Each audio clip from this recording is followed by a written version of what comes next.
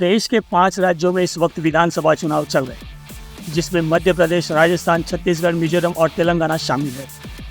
सभी चुनावी पार्टियों की ओर से बदस्तूर चुनावी घोषणा, चुनावी वादों के साथ साथ जुमलेबाजी, भड़काऊ भाषण भी हमें सुनाई दी। लेकिन मूलभूत मुद्दे बेरोजगारी, महंगाई, किसानों की समस्या, मणिपुर जैसे दंगे, महिला सुरक्षा, इन सभी मुद्दों पर किसी ने भी किसी कोर्ट में केस दायर नहीं किया।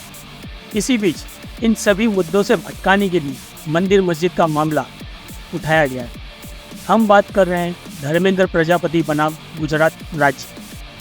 पेशे से डॉक्टर होने का दावा करने वाले धर्मेंद्र प्रजापति द्वारा गुजरात हाईकोर्ट में दायर PIL यानी जनहित याचिका में दलील दी गई है कि मस्जिदों में लाउडस्पीकरों के इस्तेमाल से अशांति और ध्वनि प्रदूषण होता है, यानी नॉइस पॉल्यूशन।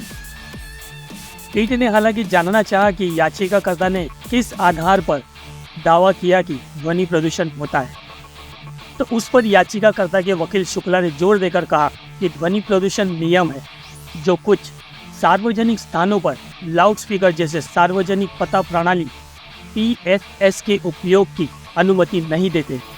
हालांकि पीठ ने दोहराया कि अजान पूरे दिन में केवल 10 मिनट के लिए होती है और शायद ही कोई प्रदूषण फैलाती हो।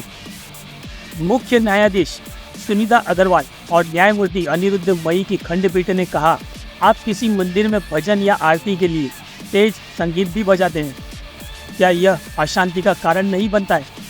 यह अजान अशांति कैसे पैदा करता है? यह कुछ मिनटों के लिए है, 10 मिनट से भी कम का समय, वो भी पूरे दिन के दौरान। याचिकाकर्ता के वकील ने जोर देकर कहा कि मंदिर में आरती के विपरीत अजान दिन में 5 बार होती है।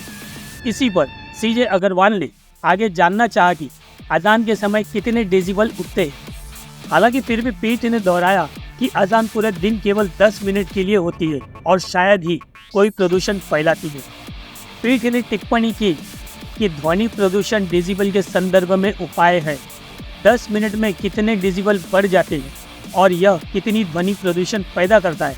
आप अजान के दौरान डेसिबल मापने के इस वैज्ञानिक पहलू में तर्क देते हैं और फिर कहते हैं कि क्या कोई प्रदूषण होता है, लेकिन आप इस पहलू पर बिल्कुल भी बहस नहीं कर रहे हैं। पीठ ने कहा कि याचिकाकर्ता यह दिखाने में विफल रहा है कि क्या उसने किसी विशेष क्षेत्र में अजान के दौरान डेसिबल का स्तर मापा है। अदालत ने आगे कहा कि याचिकाकर्ता द्वारा प्रस्तुत एकमात्र तर्क यह है कि विभिन्न समुदायों और धर्मों के लोग उन क्षेत्रों में रहते हैं जहां लाउडस्पीकर के माध्यम से अजान होती है और इससे अशांति और स्वास्थ्य संबंधित खतरे होते हैं। पीठ ने साफ तौर पर कहा, यह पूरी तरह से गलत तरीके से दायर जनहित याचिका है।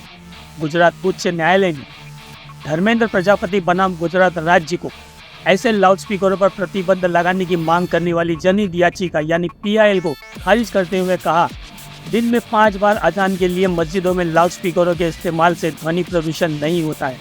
पीठ ने कहा, इसलिए हमें इस जनहित याचिका पर विचार करने का कोई अच्छा आधार नजर नहीं आता, इसलिए इसे खारिज किया जाता है।